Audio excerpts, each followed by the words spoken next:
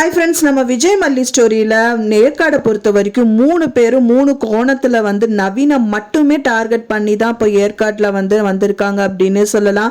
So 4 இப்போ நான் சொல்கிற 3 ஆள் அப்படின்னு பார்த்தீங்கன்னா, ஒன்று வந்து தீபிகா, இன்னொன்று வந்து ரகு அனுப்பின ஆட்கள், இன்னொன்று வந்து பார்த்தீங்கன்னா விஜய் மல்லி அப்படின்னே சொல்லலாம். ஸோ இப்போ வந்து பார்த்தீங்கன்னா நவீன் மட்டும்தான் வந்து டார்கெட் அப்படின்னு சொல்லிட்டு இந்த தீபிகா வந்திருந்தாங்க. பட் ஆனால் விஜய் மல்லியை பார்த்தோன்னே அவங்களே பழி வாங்கணுங்கிற மாதிரியெல்லாம் வந்து இறங்கியிருந்தாங்க. ஸோ அவங்களோட பிளான் வந்து ட்ராப் ஆயிடுச்சு அப்படின்னே சொல்லலாம்.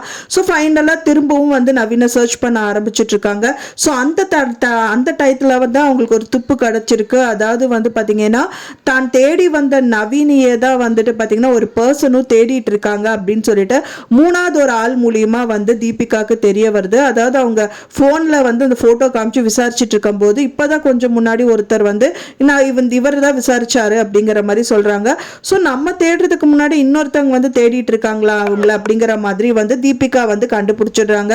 ஸோ அதுக்கப்புறமா அவங்க எப்படி இருப்பாங்க, எந்த மாதிரி எல்லாம் இருப்பாங்கன்னு கேட்டு அவங்க கிட்டே கேட்டு தெரிஞ்சுக்கிறாங்க.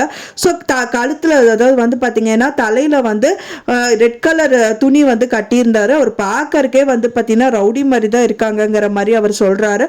ஸோ அதை வச்சு தீபிகா வந்து கண்டுபிடிச்சிடுறாங்க போல அவங்கள. ஸோ அது அவங்கள மூலியமா நவீனை நீங்க எதுக்கு விசாரணை பண்ணிட்டு இருக்கீங்க அப்படின்னு சொல்லிட்டு கேட்டு தெரிஞ்சுட்டு இருக்காங்க.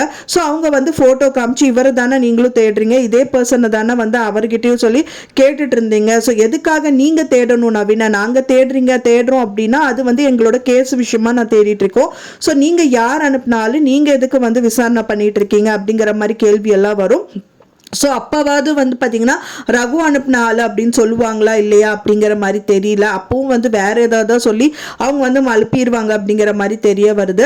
ஒரு விஷயம் வந்து நல்லா தெரியுதுங்க, நவீன் மட்டும் இவங்க 2 பேர் கையில், அதாவது ரகு கையிலையும் அண்ட் தென் இந்த தீபிகா கையிலையும் கிடைக்கவே கூடாது அப்படிங்கிற மாதிரி தான் இருக்கு. ஏன்னா தீபிகா கையில் கிடைச்சிட்டாங்க அப்படின்னாலே போதும், தீபிகாவே வந்து அவங்கள அடிச்சு துவைச்சு வந்து மல்லி தான் கொலை பண்ண சொன்னான்னு சொல்லிட்டு அப்படியும் வந்து மல்லியை உள்ளத்தால தான் பார்ப்பாங்க. அதே மாதிரி ரகு கையில் கிடைச்சி இந்த ராஜி வந்து இருக்காங்க பாருங்க, அவங்க கண்டிப்பா அவங்களுக்கும் மல்லி எதிரி தான். ஸோ அதனால அவங்க வீடு வேணும், அவங்க சொத்து வேணுங்கிறதுக்காக ராஜி வந்து மல்லி தான் பண்ணாங்கன்னு சொல்லி கேஸை ஜோடிச்சு விடுறதுக்கு நிறையவே பாசிபிலிட்டிஸ் இருக்கு. ஒரே ஒரு நல்ல விஷயம் என்ன அப்படின்னு பார்த்தீங்கன்னா, இப்போ நாகு வந்து அவங்கள சர்ச் பண்ணணும்.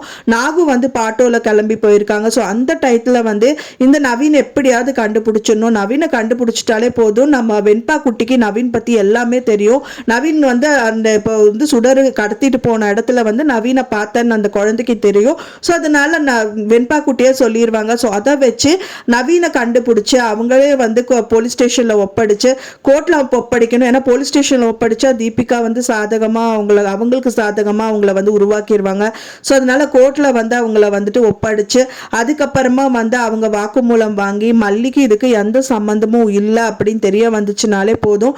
இதில் ஒரு விஷயம் என்னன்னு பார்த்தீங்கன்னா, சுடர் வந்து சாகவே இல்லை அப்படின்னு மட்டும் நவீன் வாயிலிருந்து வந்துருச்சு அப்படின்னாலே போதும், சுடர் எங்க இருக்கான்னு சொல்லிட்டு அவங்கள பார்க்க போயிட்டு அந்த ஓகே அவங்க உயிரோடு தான் இருக்காங்க அப்படின்னா கேஸ் வந்து ஒண்ணுமே இல்லாம க்ளோஸ் பண்ணிடுவாங்க. ஸோ இது மட்டும் தான் நடக்கணும் அப்படின்னு நினைக்கிறோம். ஸோ இதுல ஒரு நல்ல விஷயமா வந்து பாத்தீங்கன்னா மல்லி கன்சீவ் ஆகிறதுக்கு நிறையவே பாசிபிலிட்டிஸ் இருக்கு. ஏன்னா மயக்கம் போட்டு விழுந்துட்டாங்க அப்படிங்கிற மாதிரி எல்லாம் வந்திருக்கு. ஸோ அதனால வந்து மல்லியும் கன்சீவ் ஆயிட்டாங்கன்னா அவங்களோட லைஃப் வந்து கிளியர் ஆடும். ஸோ வெயிட் பண்ணி பார்க்கலாம் ஃப்ரெண்ட்ஸ், என்ன நடக்க போகுது அப்படின்னு சொல்லிட்டு. நீங்க என்ன நினைக்கிறீங்க அப்படின்னு சொல்லிட்டு உங்களோட கருத்துக்களை மறக்காம எனக்கு கமெண்ட்ல ஷேர் பண்ணுங்க. நான் சொன்ன இந்த தகவல் உங்களுக்கு பிடிச்சிருந்தா ஃப்ரெண்ட்ஸ் மறக்காம லைக் பண்ணுங்க, ஷேர் பண்ணுங்க, கமெண்ட் பண்ணுங்க, சப்ஸ்கிரைப் பண்ணுங்க.